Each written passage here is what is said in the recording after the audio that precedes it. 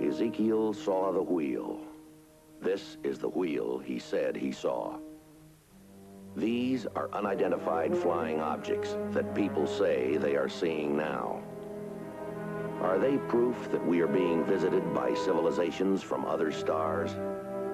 Or just what are they? The United States Air Force began an investigation of this high strangeness in a search for the truth. What you are about to see is part of that 20-year search.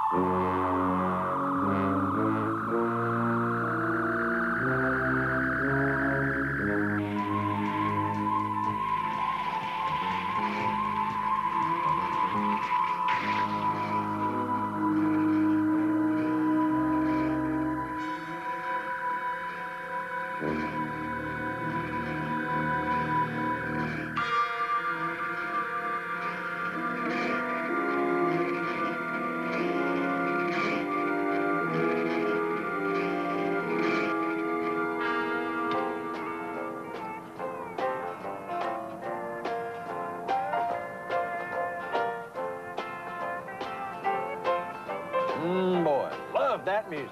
Love it.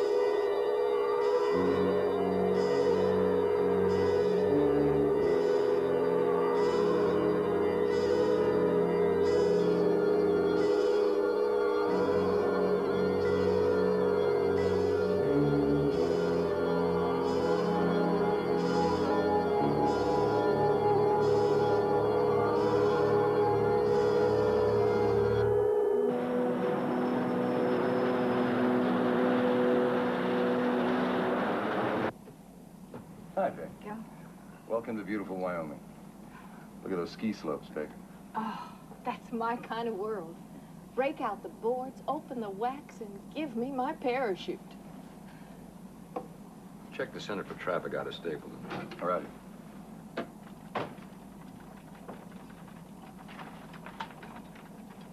Stewardess.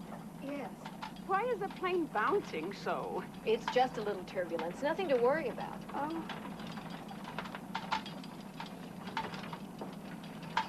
Seatbelt and no smoking on.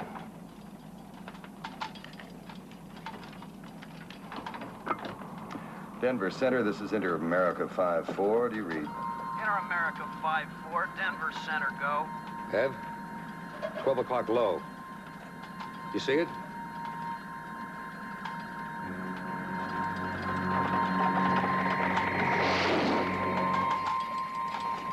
What was it? Inter-America 5-4, this is Denver Center, over. Denver Center 5-4. Do you show another aircraft our airspace? Negative 5-4. Checking area scope. Yes, I do show something now. Closing on you.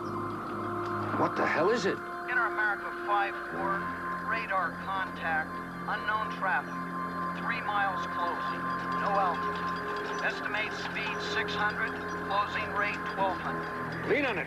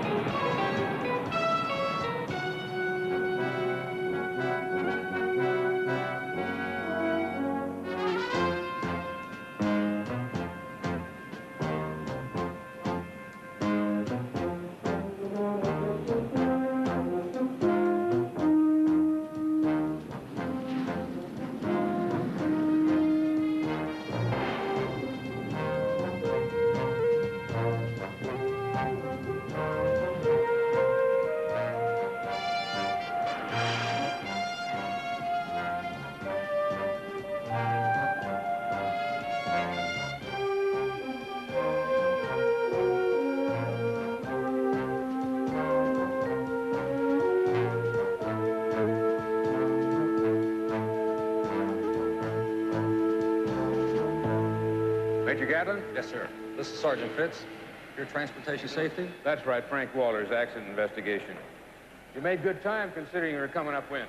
Smooth flight all the way. This aircraft sure didn't have one.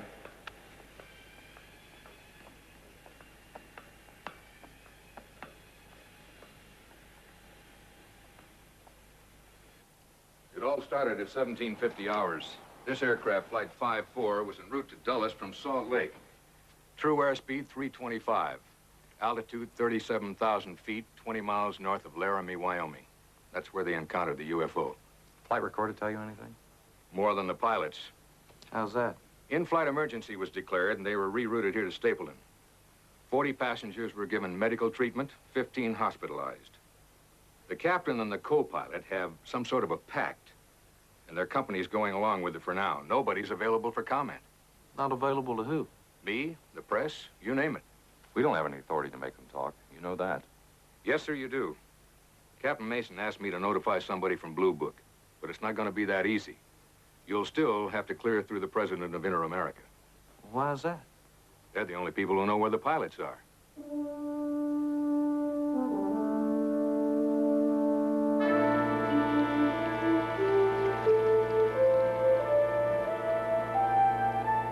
Major, as president of this airline, please permit me to make a few things clear. Yes, sir. Go ahead. We are a multi-million-dollar commercial air carrier. Our costs are immense. Profits marginal.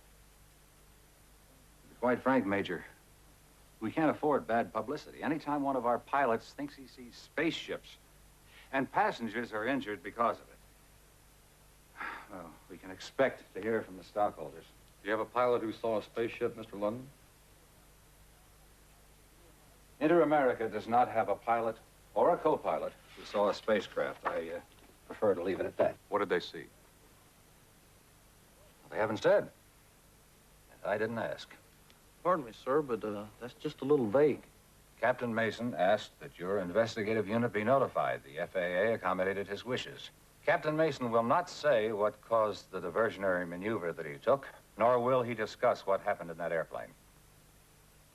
Mr. Lundman, suppose you tell us where to find Captain Mason. He asked to see us. He's quartered at the Hotel Denver. Thank you for your cooperation, sir. Major.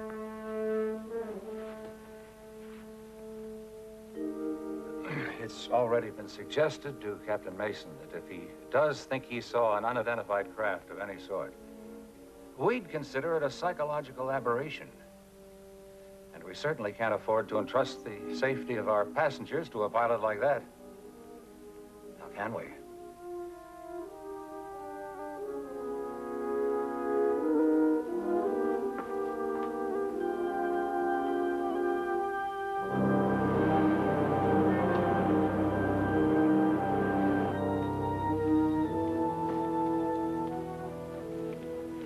Captain Mason? Yes. I'm Jake Gatlin. This is Sergeant Fitz, Project Blue Book. Oh, I'm glad you could make it, gentlemen. Are you cleared through the front office? Yes, sir. Charles Lundman. Very nervous man. So am I, Sergeant. I've got 2 sons in college, hefty mortgage on 6 acres outside of Salt Lake, a nice wife. Somehow it seems very important to keep a job for all of that right now. That's understandable, Captain. Is it, I wonder, important enough to consider lying to you? Are you?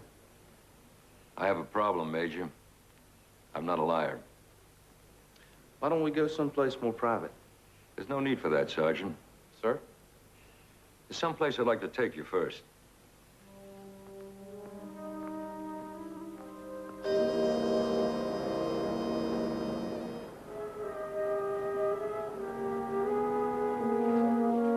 Dr. Dormer, you are wanted in emergency.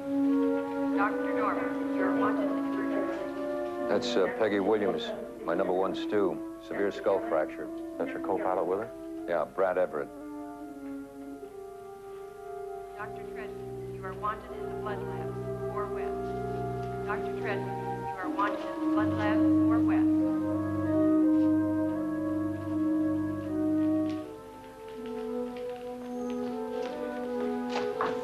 How is she? Well, the doc says it's too early to tell, Skipper. She's still in a coma. Well, this is Major Gatlin and Sergeant Fitz. They're from Blue Book, Ev. You got him in spite of what Mr. London said. As we agreed, right?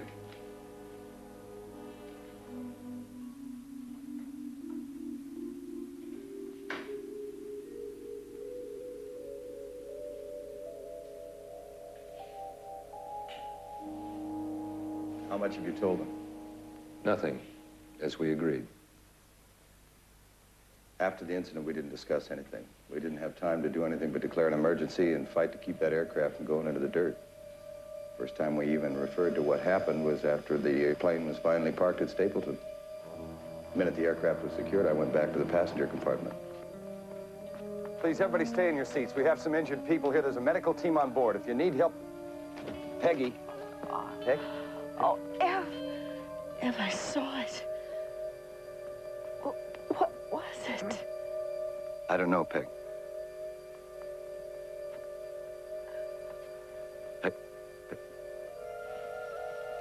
Let's get a doctor over here. Doctor, please.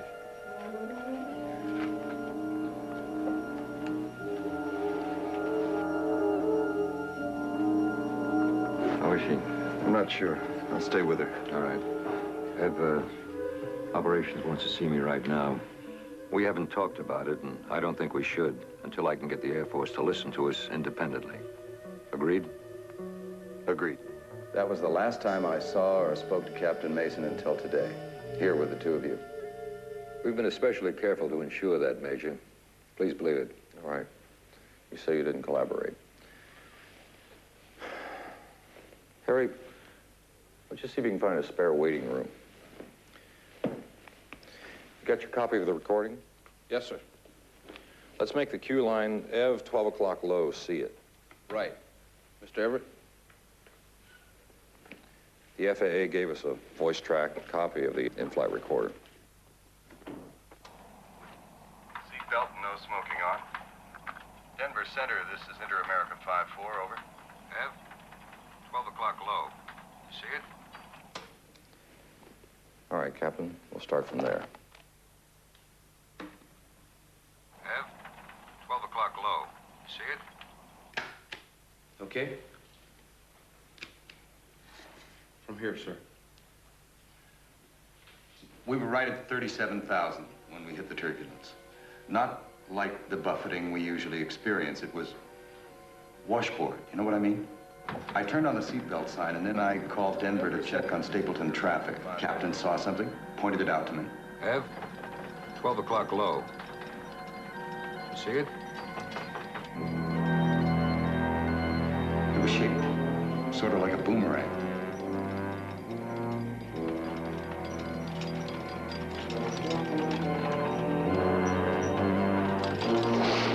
Well, the object passed over the aircraft. There was more turbulence.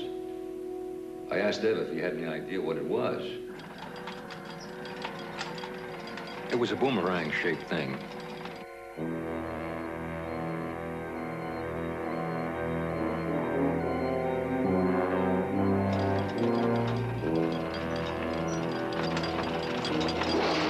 The plane felt as if it were going to come apart.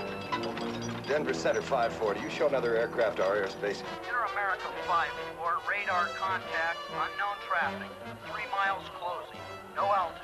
Estimate speed 600, closing rate 1200. We lost all contact with Denver.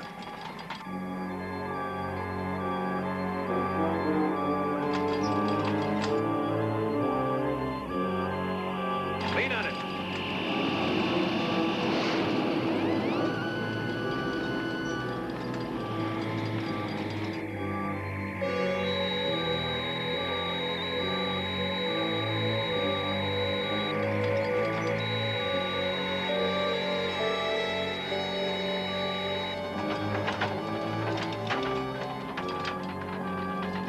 The indicator light showed the port side boarding door was malfunctioning. I thought it was going to open.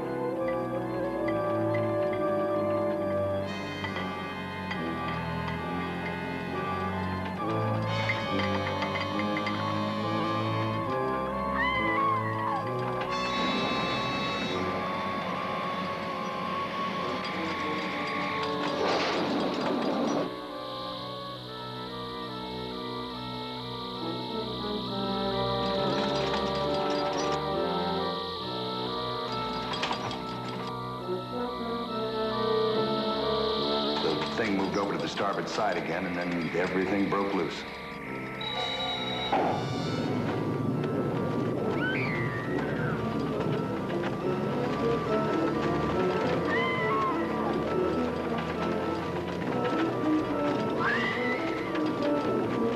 Boarding door, oxygen on.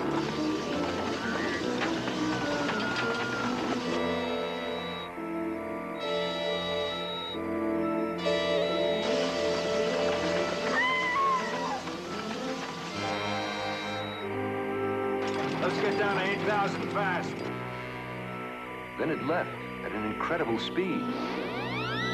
Then we declared an in-flight emergency and got the plane down to below 8,000 feet so we could do without oxygen. And then we just brought her into Stapleton the best we could.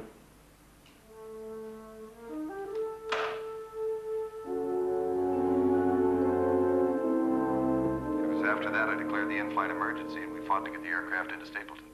You didn't observe the UFO again after that? No, thank God.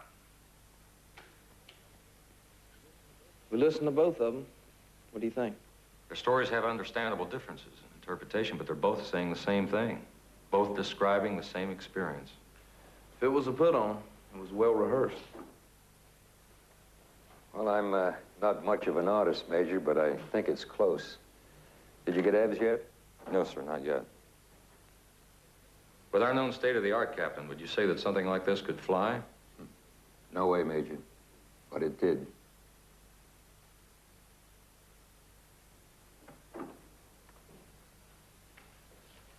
Okay, this is as good as I can do. I think it's close.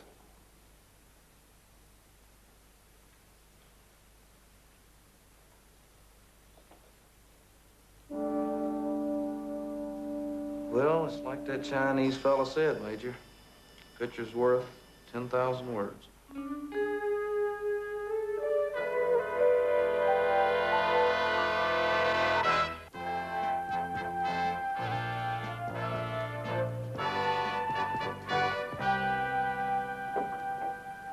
That was pure delight. What was? Full night's sleep. Only because Colotex research was closed last night. Just let me enjoy it, Mage. It might not happen again. Yes, he's right here. It's for you, Major. Telephone call. I'll have it transferred to the house phone. You can get it right over there. Thank you.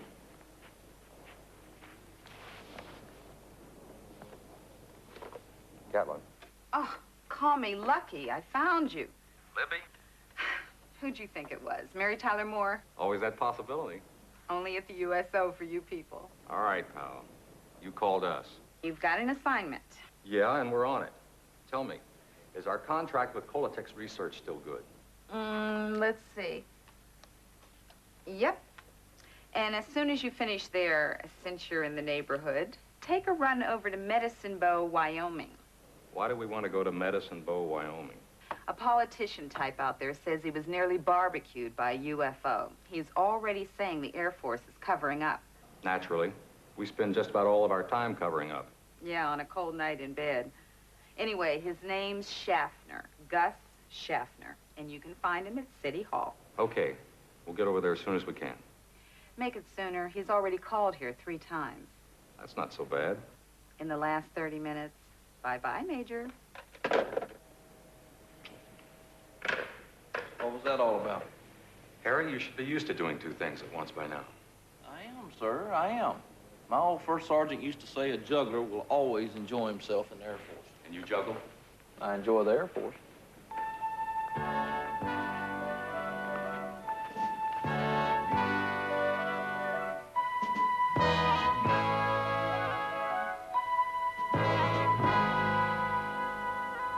What do you have besides these drawings?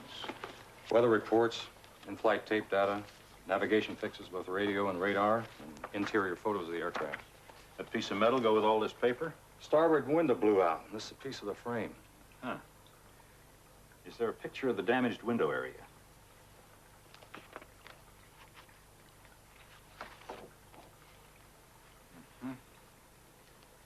In spite of the incident, possible structural failure? We hoped you could tell us. What about the passengers? All interviewed by the Transportation Safety Board. Flight attendants, stewardesses? One of them's still in a coma. The rest of the crew story tallies with the pilot and co-pilot. Okay. When you get back from Medicine Bow, maybe I'll have something. Maybe. 5-letter word with the big meaning.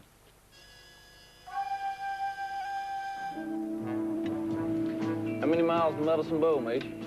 About 175. You know, I was thinking, we're both members of the U.S. Air Force. I bet we log more miles on the ground than we ever do in the air.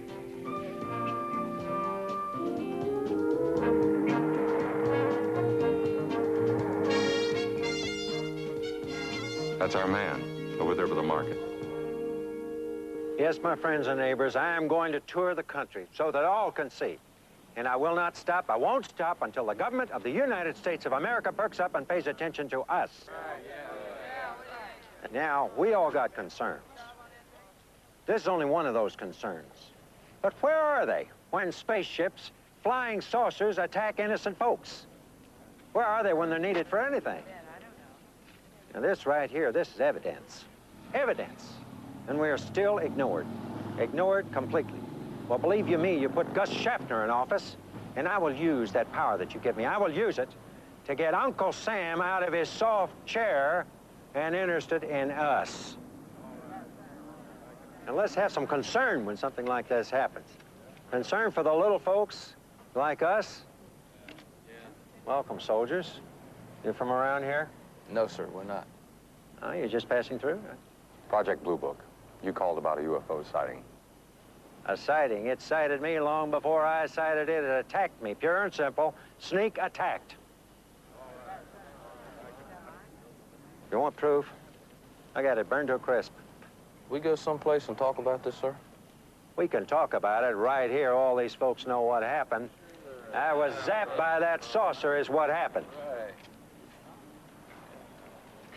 Now you can see for yourself what they did. Look at that paint. Burned to a crisp. We'd like to talk it over with you, Mr. Shaftner, but not while you're campaigning. Oh, sure, sure. I want to talk to you, too. Now, I'll let you all know about this. This whole country's going to know the truth. You can count on that. And where do we start? How about showing us the area where you first saw it? Fine, get aboard. What are you doing? It's a paint sample, just routine. Oh, yeah? What kind of routine? May help prove what you say happened. It happened all right, and it won't do you no good to say it didn't. Besides, I have a witness to testify it was a fact. Where is your witness? We'll stop by and pick him up on the way out. You can hear it from both of us.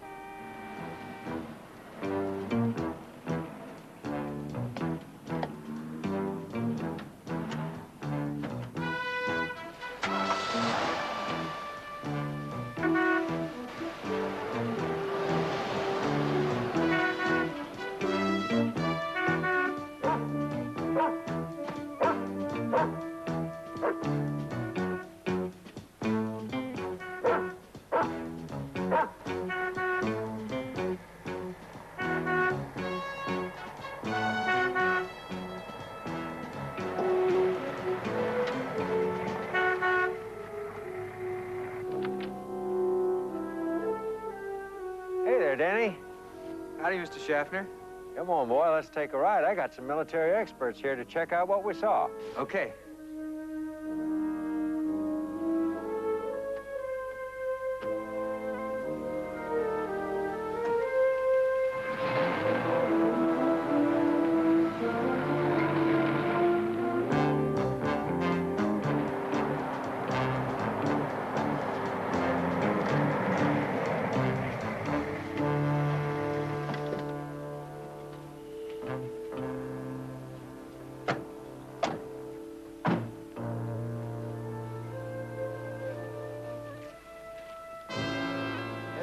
This is the exact spot. Right here's where it all happened. Phew. Well, we're just plain lucky it didn't fry us both, right, Danny? Yes, sir. You can see, it's quite a fire. Suppose we start at the beginning. What's that, more samples, sir? Yes, sir. Why don't you and I take a walk up here? Well, Major here wants to hear the story, don't you? I'll talk with you, Mr. Shaftner. Sergeant Fitz will talk with him. Oh, well, all right. That's the way you do it? All right, sir. From the beginning. How long have you known Mr. Shaftner? 3 days now. I met him the night that it happened. Is that right? I go to college in Freedom, about 20 miles east of here. And I was hitchhiking home one night, and Mr. Shaftner gave me a ride. And it was on your way home in his car that you had the sighting? Sighting? Mister, that thing was so close I could have touched it. Tell me about it. So me and young Peterson was just riding along. I hadn't picked him up more than 20 minutes before in Freedom. Anyway, I had just tuned in some real good country western on the radio when all of a sudden the engine started to quit. And then the radio went dead. We come to a dead stop.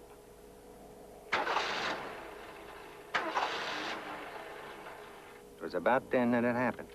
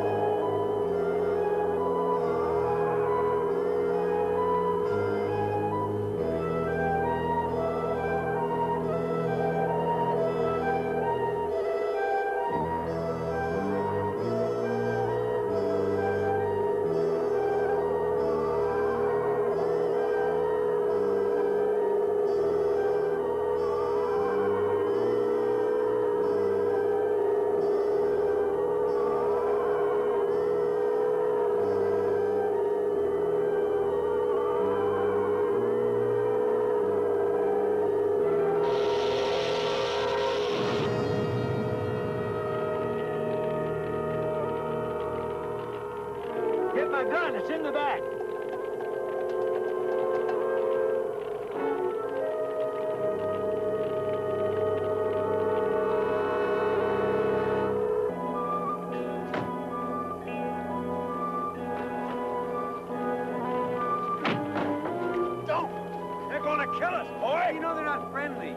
That fire ain't what I call a peace signal.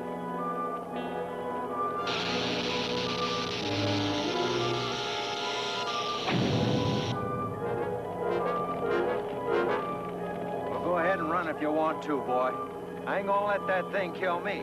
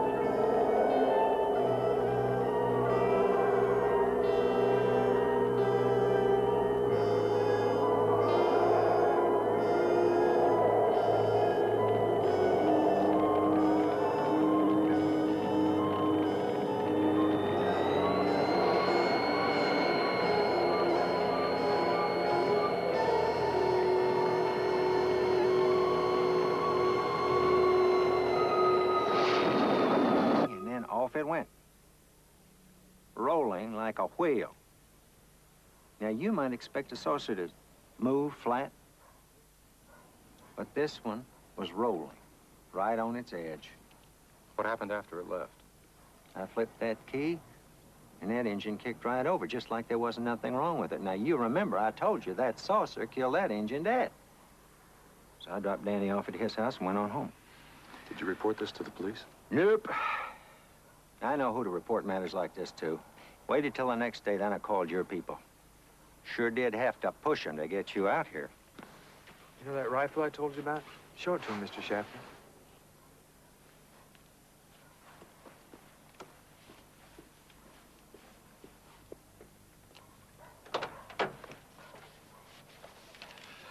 Here it is. I wonder if we might borrow that rifle for a few days. What for? We'd like to send it to our lab. We'll have it back to you shortly. I'll tell you what you do. Stop by my place in about an hour, 34 Elm Street. Gonna have to take a picture of this gun before I turn it over to you. Property identification. You know. Yes, sir. Look at that thing. Ain't no good to somebody unless they want to shoot their foot off.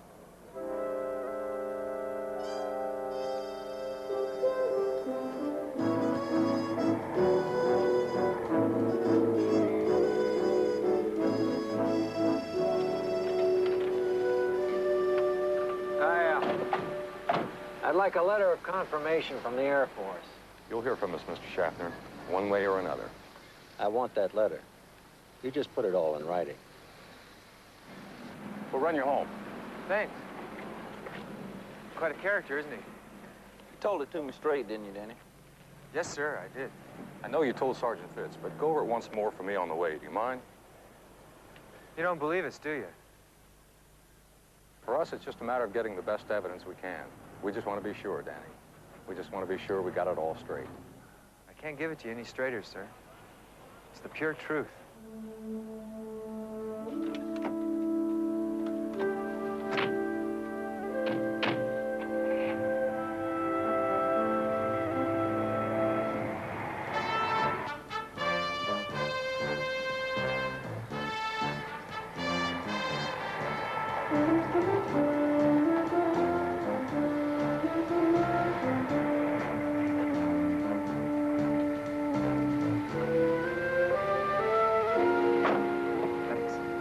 We'll be in touch. The boy's story was straight up both times. When he told me and when he told you on the way out here. And right on target with Shaftner. Okay, 34 Elm Street. Then what? He's coming back to Denver. Inter-America Airlines.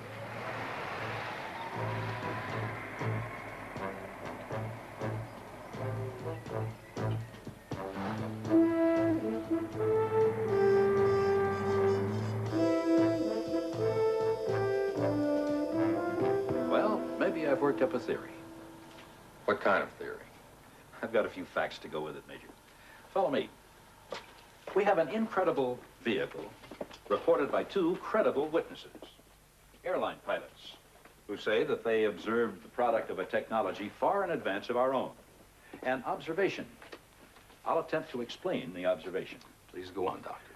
First, the aircraft, and what everyone appears to agree upon, the turbulence. Fact, the plane's location, altitude, and speed. It was generally eastbound, just above a known jet stream, the core of which was measured at 170 knots. Fact two,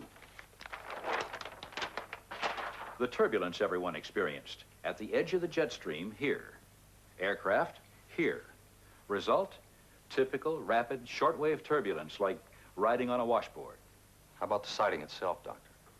I checked Denver Center, and radar activity with this particular jet stream has been quite interesting. In what way? Like a series of false radar targets that are recorded in various locations. False, but still they read on the scopes. High-altitude weather balloons. A few have been launched in northern Minnesota and Mexico. Now, calculations indicate one or more could have been caught in our jet stream. Has that ever happened? 3 times, as a matter of record. Now, here's the theory. The high-altitude balloon malfunctions and gets pulled down into the jet stream. When that happens, the balloon tips like this in front of its payload, and then it rides along the jet stream for a while. Depending on the altitude, it could very well take on a boomerang-like appearance. So, The pilots say they saw lights, and the object was seen on both sides of the aircraft. the balloon payload carries navigation lights. They're configured very different from those of an aircraft.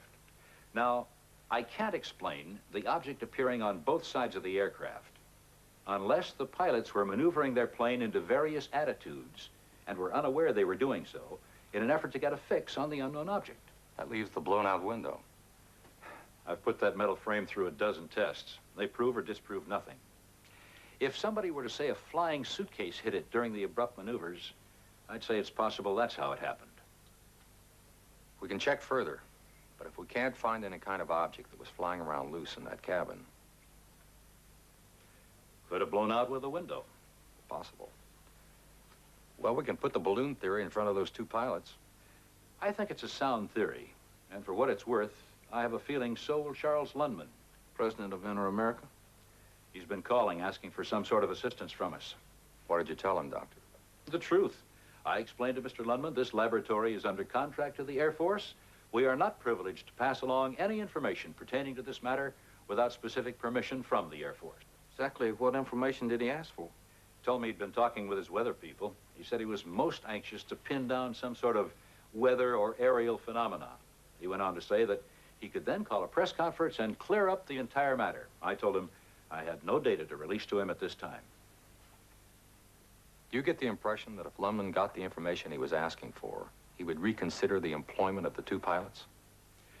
He indicated quite positively the pilot's future was of no concern. The airline came first. Mr. Lundman is a troubled man. Yeah, little like a steer on a sheep ranch.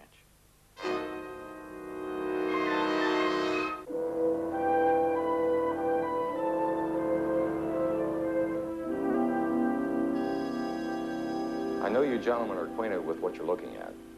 Yeah, the open pit iron mines, northern Minnesota. It's a high-altitude research balloon launching.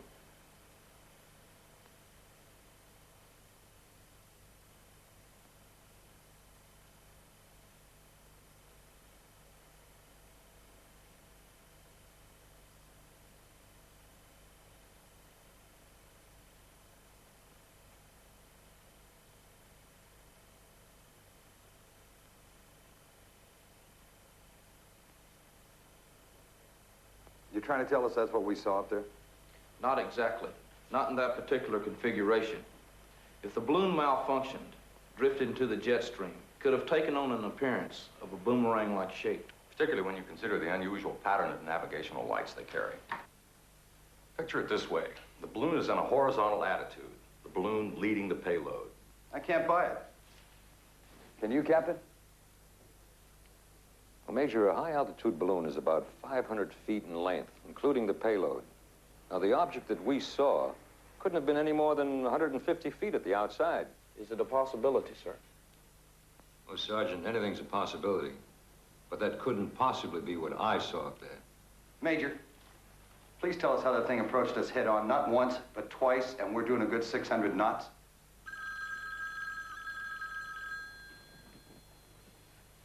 Everett here.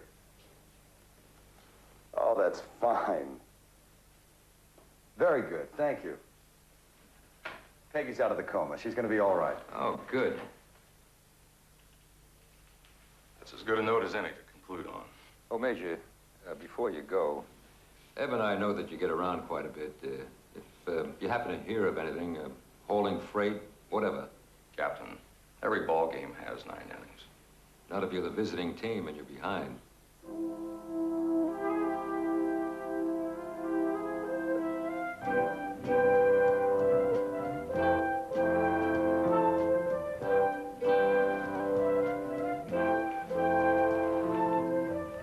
Any messages? Yes, sir. Telephone message. And this was hand-delivered an hour ago by an Air Force driver. Thank you. We have an appointment with Lundman at 3. And maybe one in Wyoming shortly thereafter.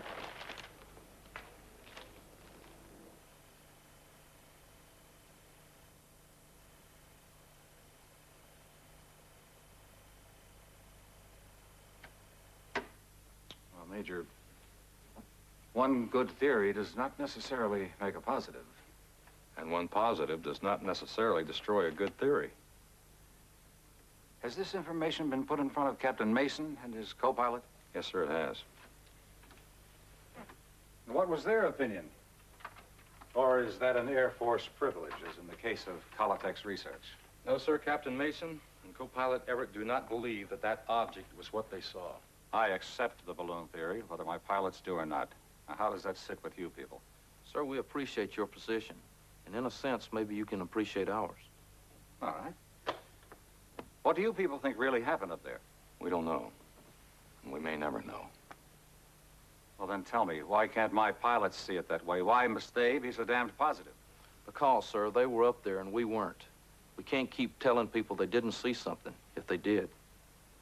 I'm not trying to tell them they didn't see something. No, sir, you're trying to tell them that they saw a high-altitude balloon.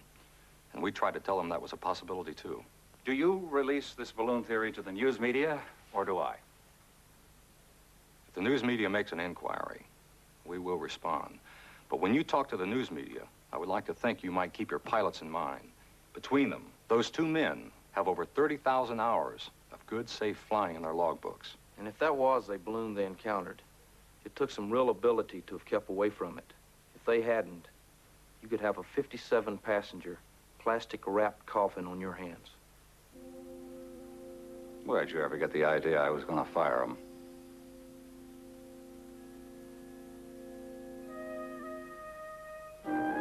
Right, Pat, come up with anything? Mr. Shaftner may have to break a campaign promise or two.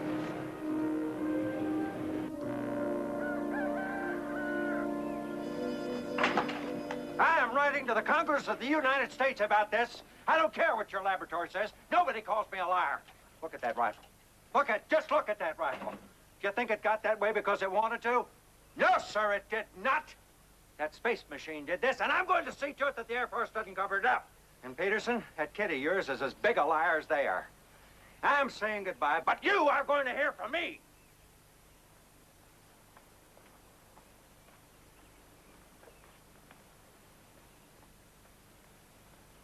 All that business there in the house. Would you mind going over that again?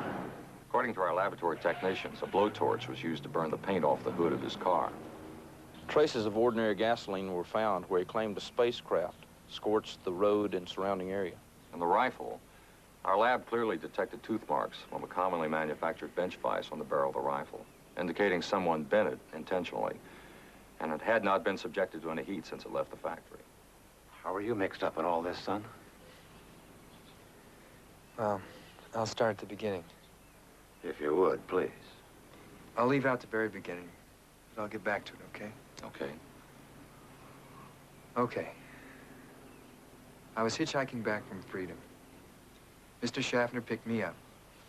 We started talking about UFOs. He told me about how he saw this outer space machine, how it burned everything, How he tried to shoot at it, and bent his gun and all that. I still don't see how you got involved. Well, he asked me to go along with him and tell people that I'd seen what he saw. I knew it was wrong, but I had a reason. What reason? I didn't think anybody was going to believe me either. You mean in regard to Shaftner's story? No, sir. Mine. I had a sighting. A real one. I saw a real UFO. You lied about the Shaftner incident. How do we know you're not lying about this? I guess you don't. But I'm not. Tell us what you saw. I saw a huge machine. Must have been 200 feet long. What did it look like? Looked like a boomerang.